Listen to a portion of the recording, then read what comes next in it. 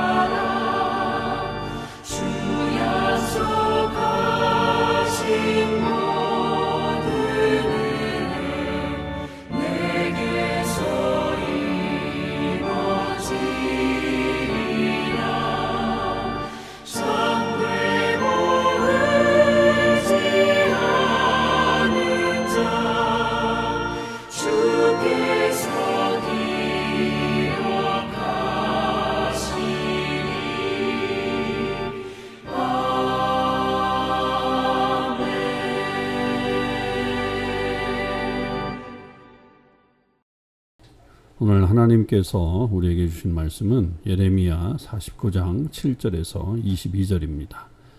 예레미야 49장 7절에서 22절 말씀을 읽겠습니다. 에돔에 대한 말씀이라. 만군의 여호와께서 이와 같이 말씀하시되 대만에 다시는 지혜가 없게 되었느냐?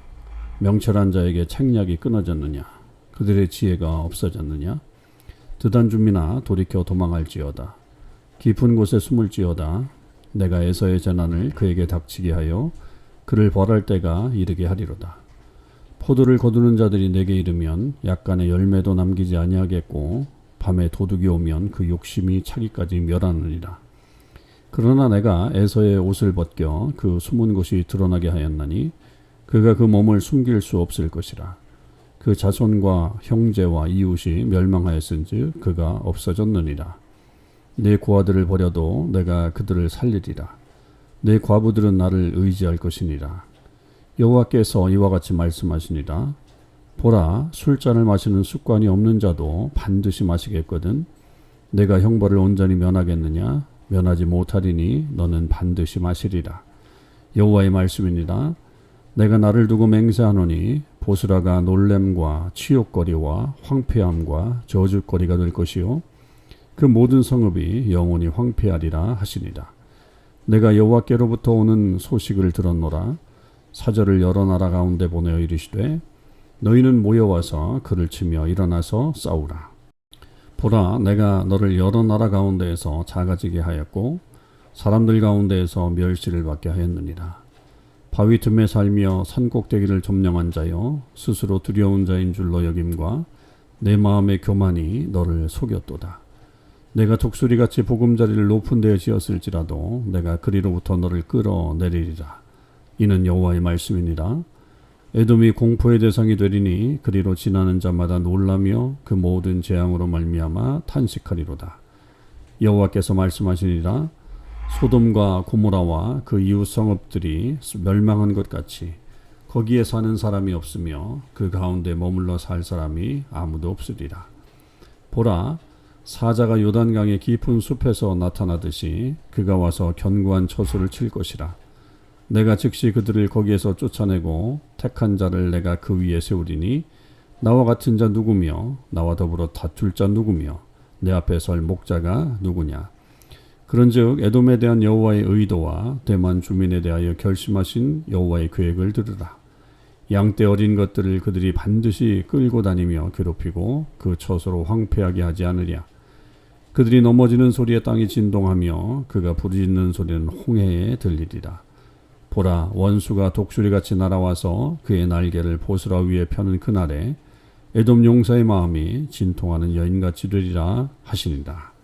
아멘.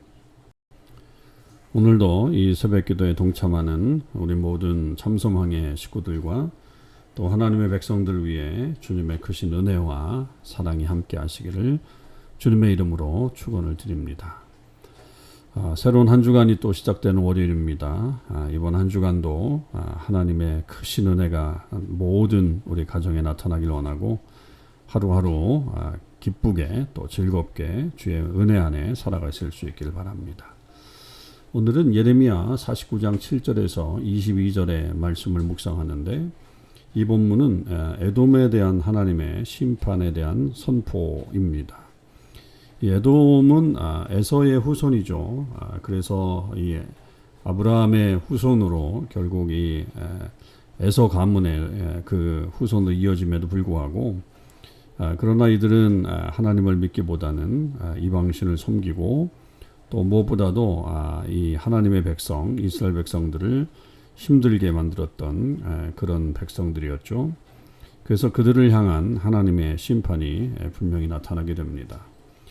근데 여기에 보면 이 에돔의 특징 중에 하나는 지혜라고 그렇게 볼 수가 있겠습니다.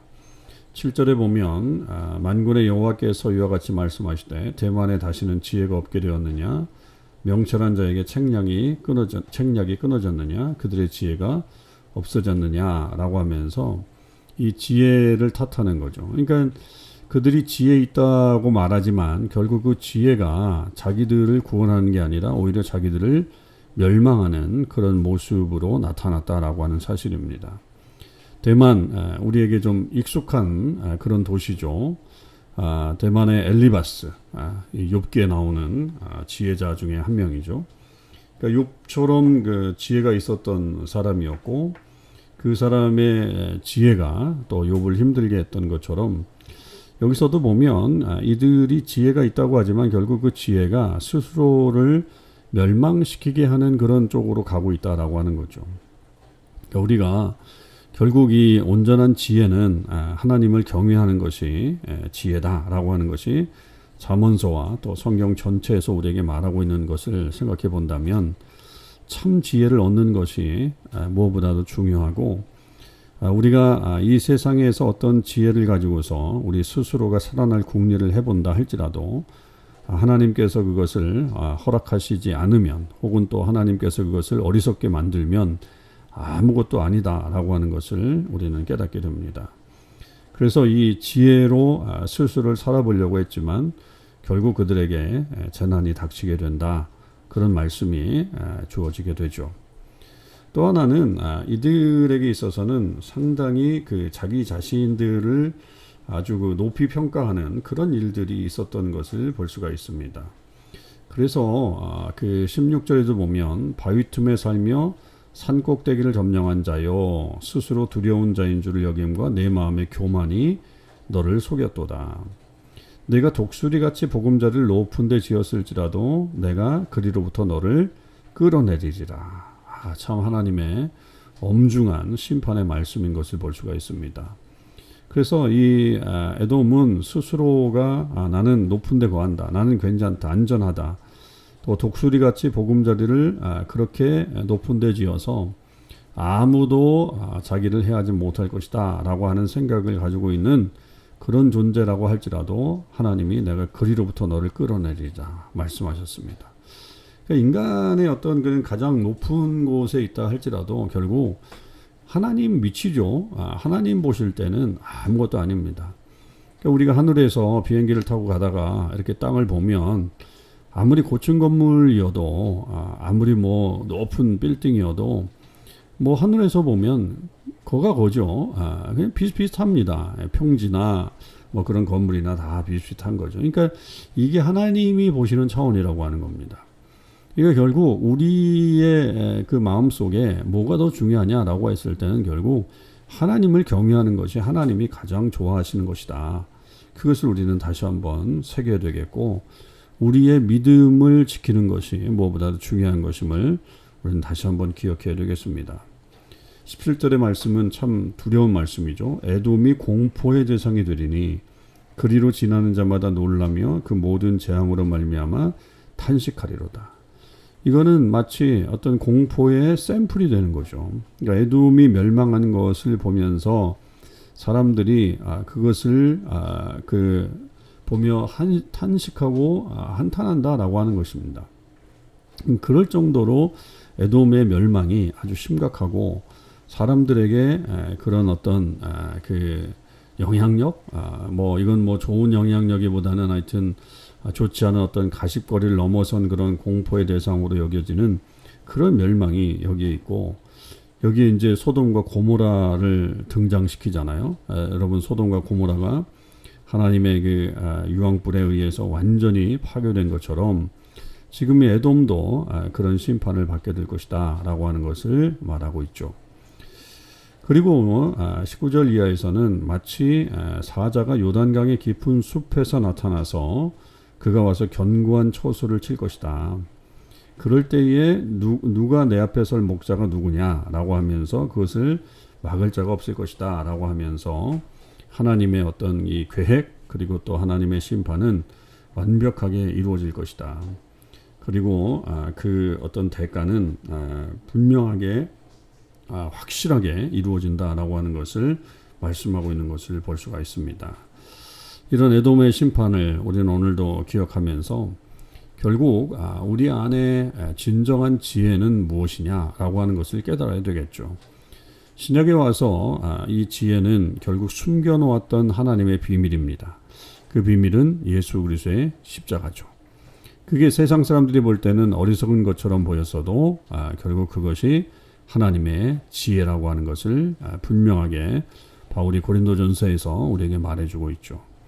그러니까 우리는 이 땅 가운데에서 내 머리로 무엇을 살아보려고 하는 그런 모습보다는 하나님을 더욱더 의지하고 또 하나님을 온전히 믿고 또 하나님 앞에 나아가는 그런 모습으로 살아갈 때에 진정한 우리의 삶의 그런 완성도가 높아진다. 이렇게 볼 수가 있겠습니다. 저와 여러분이 오늘 이 에돔을 향한 이런 심판에 다시 한번 이 경각심을 가지고 하나님을 온전히 신뢰하고 하나님을 의지하며 살아가는 이 하루의 삶이 되시기를 주님의 이름으로 간절히 축원을 드립니다. 기도하시겠습니다. 아버지 하나님 감사합니다. 계속적으로 저희들이 하나님께서 열방을 향해 심판하시는 그 말씀들을 묵상하고 있습니다. 그 열방들이 무엇보다도 하나님의 백성들을 힘들게 했고 또 스스로가 높아지고 또 교만했던 모습들을 계속 보고 있습니다. 특별히 에돔은 자기가 지혜가 있다고 생각했지만 결국 그 지혜는 스스로를 멸망케 하는 거짓 지혜였다는 것을 깨닫게 되었습니다. 아버지 하나님, 참 지혜는 오직 하나님을 경외하는 것이요 예수 그리스도의 십자가를 온전히 의지하고 믿는 것임을 깨닫습니다. 저희들 참 지혜를 소유한 사람들이 되게 하시고 주의 은혜 가운데 다시 설 수 있도록 인도하여 주시옵소서. 크리스천 아일랜드 단기 선교가 계속 진행 중에 있습니다. 아버지 하나님, 그 땅에 함께하여 주시고 그 땅을 치유하시고 회복하시고 그 땅 백성들이 지혜를 깨달을 수 있게 하여 주시옵소서. 세상의 지혜, 원주민의 지혜가 아닌 하나님의 지혜가 그들에게 나타날 수 있게 하여 주시옵소서.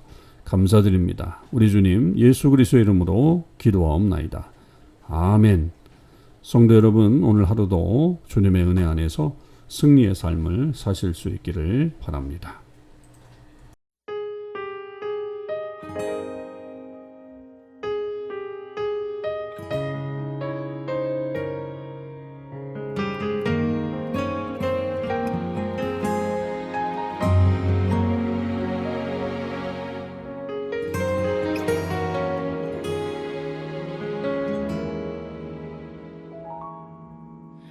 주님, 제 마음이 너무 둔해서 주님을 볼 수 없습니다. 이 땅에 속하여 이 땅만 보다가 주님 손을 놓쳤습니다. 나는 나그네로 왔는데 왜 주저앉게 되었나. 나는 청지기인데 언제부터 내 삶의 주인이 되어버렸나.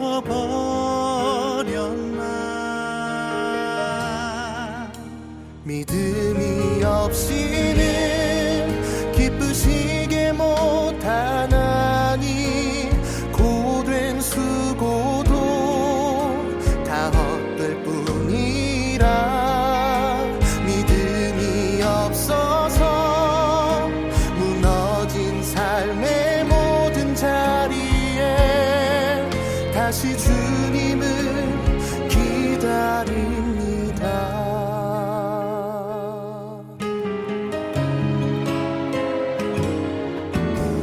주님, 제 마음이 너무 둔해서 주님을 볼 수 없습니다.